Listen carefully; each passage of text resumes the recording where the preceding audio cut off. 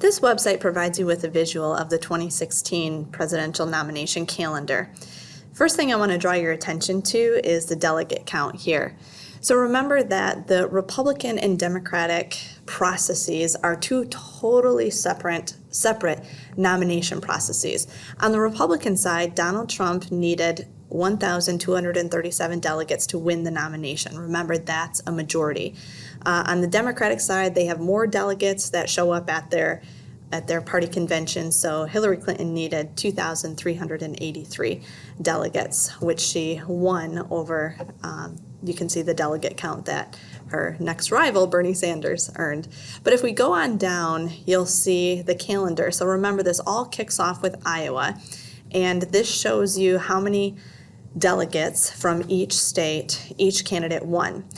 You'll see that in a lot of the states here, more than one candidate earned delegates as a result of running in each state's caucus or primary. That's because some states are awarding their delegates proportionately. So, in other words, the delegates that a candidate received was based on the percentage of the vote that they got in that party's respective caucus or primary.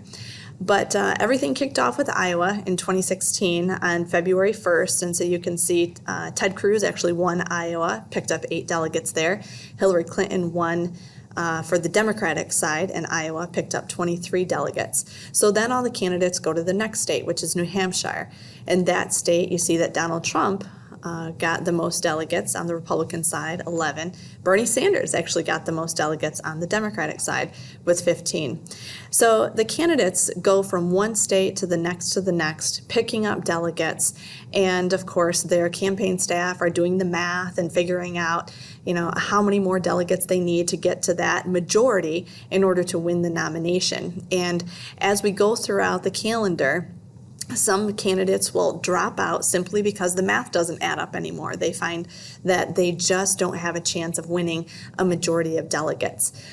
Just to draw your attention real quick to March 1st, this was what we call Super Tuesday, where you see that 20-some states held their primary or caucus on that day. So a lot of pledged delegates to be earned by the candidates. But remember that these delegates, when they show up at the convention, are bound to vote for the candidate that won the caucus or primary in their state. So that's really key, because even though the official vote takes place at the convention in August, the delegates that show up to the convention, by and large, are not allowed to just show up and vote for whoever their heart desires, right? They show up and vote for whatever candidate won the primary or caucus in their home state. And that's why we typically know well before the convention what candidate is going to win the party's nomination.